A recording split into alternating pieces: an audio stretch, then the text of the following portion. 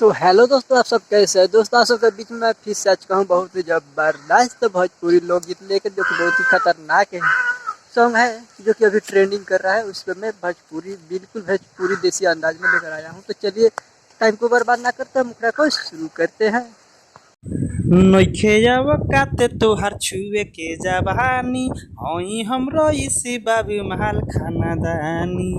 अच्छा, नइखे काते तोहार छुए के जवानी हई हमरो इसी बाबू महल खानदानी। जानते नहीं खू हमनी बारे में सुनबू तो लागी फाटे।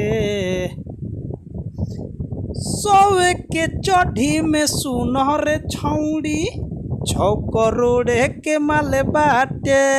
सौवे के चढ़ी में सुनहर छौड़ी 6 करोड़ के माले बाटे।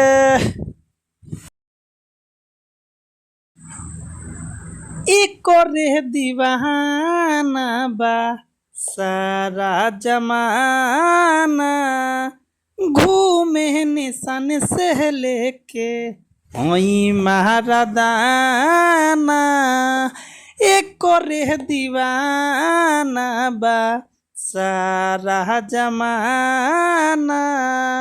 घूमे निशान से लेके हई महारादाना।